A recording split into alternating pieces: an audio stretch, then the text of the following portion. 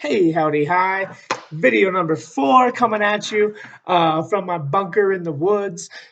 So, today we are looking first at the nuclear arms race. Now, we know what a nuclear bomb can do. We saw it happen in Hiroshima and Nagasaki. Now, a couple years after that, so we dropped those in 1945. By 1953, the Soviet Union had created their own type of atomic bomb, but it wasn't using atomic fusion or fission. It was actually using hydrogen, and this would be known as the hydrogen bomb. So it is a bomb 1,000 times more powerful than the American nuclear bomb. And this terrifies the United States. It terrifies the world, actually. So, in response to, oh crap, the Russians have this giant bomb. What should we do? Let's just make more.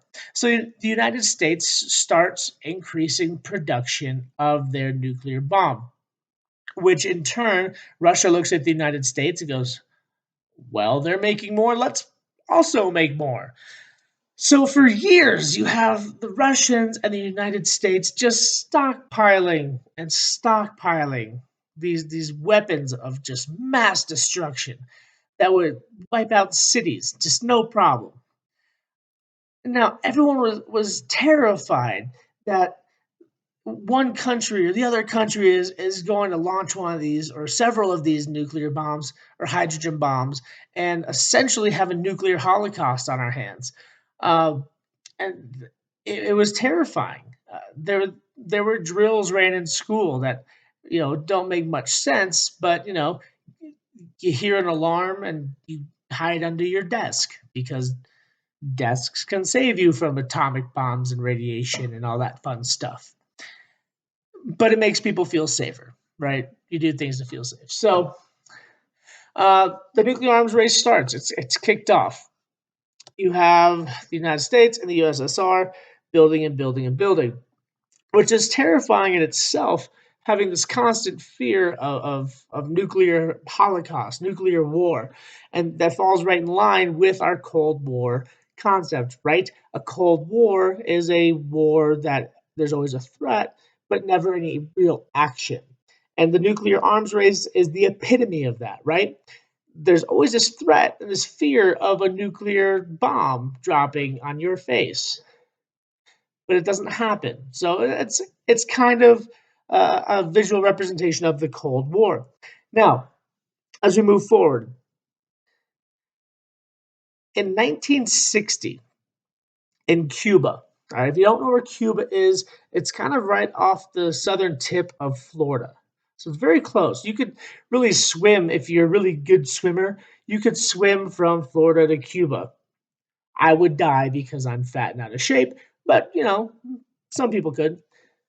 Anyway, 1960, there is a coup, a little bit of an uprising, a little bit of a revolution in Cuba. It's led by two individuals named Fidel Castro and Che Guevara. Now, these two guys are adamant communists, adamant socialists. They see the Cuban government as something that is evil, right? They see the democracy, they see all this capitalism. They're like, ugh, gross. Communism's way better, and capitalism and democracy are dumb. Let's overthrow them and stuff. And they do, right? They do it pretty easily because Cuba's not doing super well. And it's really easy to get people on the side of socialism and communism when they're not doing well.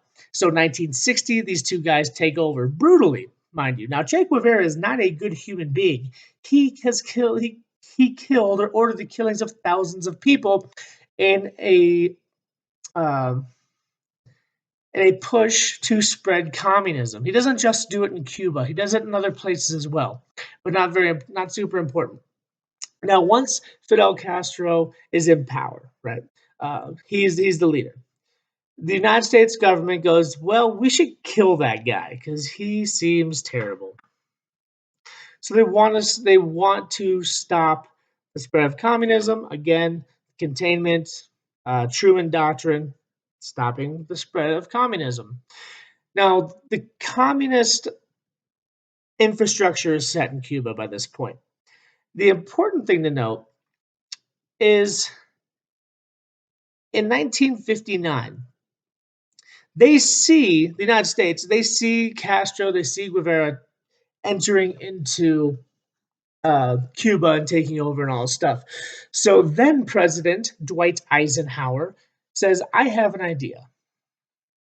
Let's invade Cuba. Let's hunt down Castro, let's kill him, and we'll put democracy back into place. And people are like, that sounds okay. I mean, we could do that. They don't do it right away. In fact, after it wouldn't be until the next president when action would be taken against Castro. So 59, this idea is kind of floated out there. By 61, John F. Kennedy is now the president and says, hey, you know what? Eisenhower had it right. Let's go in. Let's take out Castro. And so they send American troops to Cuba. It doesn't work out well. Um, it fails miserably. It's a 3-day battle. The United States does not send its full forces into Cuba. The United States essentially tucks tail and runs from Cuba. And this does a couple things. One, and maybe the most important, I guess, important to the United States, it causes the United States to place a trade embargo on Cuba, which means you cannot travel there from the United States, you cannot buy things from the United States, um, you cannot uh, really own anything from Cuba in the United States. So we always hear about Cuban cigars and how great they are. You're not allowed to have them because they're from Cuba. It's against the law. All right. So, um, going back, this is also kind of important for the Cuban people as far as the Fidel Castro regime go. They just stood up and beat down the most powerful country in the world. Pretty impressive. So this really solidifies Castro as a leader in Cuba and would be for many, many years after. I think he dies in the early 2000s, I think. Um, and they're still communist. Anyway, this whole attack, this whole plan by Eisenhower, the whole plan carried out by JFK, it's known as the Bay of Pigs. I don't know why, but it is. The Bay of Pigs. We try to assassinate Castro and it fails miserably. Bay of Pigs. Remember it. So, sticking with Cuba, there's also a missile crisis that goes on there. Now, you know that Cuba is communist, right? So, if they're communist, they're allies with Russia, more than likely, and they are.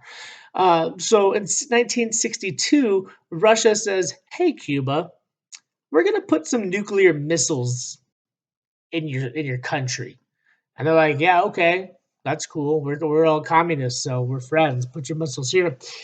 And so they do. And John F. Kennedy goes, wait a minute, Cuba.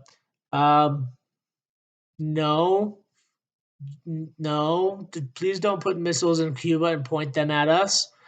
That's not cool. So in 1962, there was a legitimate fear of Cuba and the Russians just launching nuclear bombs at us and just wiping us out. And it is like I said, a legitimate fear. People are terrified. And this is a crisis. In fact, it's known as the Cuban Missile Crisis, right? So Kennedy's freaking out, and the whole country's freaking out. So Kennedy's like, all right, we're going to be prepared. So he readies a bunch of bombers that are armed with nuclear weapons, saying if they launch something, we got to blow them up. And it's we got to be ready. So these bombers are literally sitting on the runway, propellers running, waiting just for that moment that the Russians might launch the missiles from Cuba.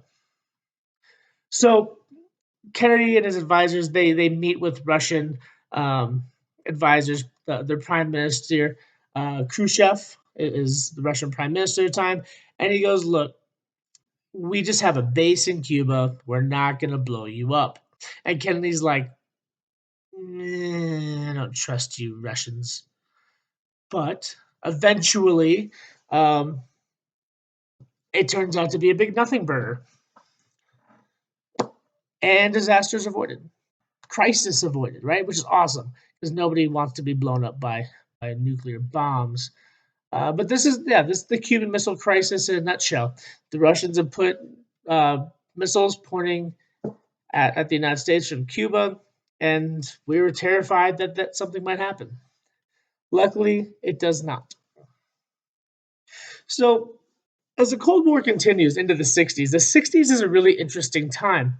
And I want to get into this a little bit deeper, probably in the next video, just talking about the rise of counterculture and kind of what's going on as far as the society goes.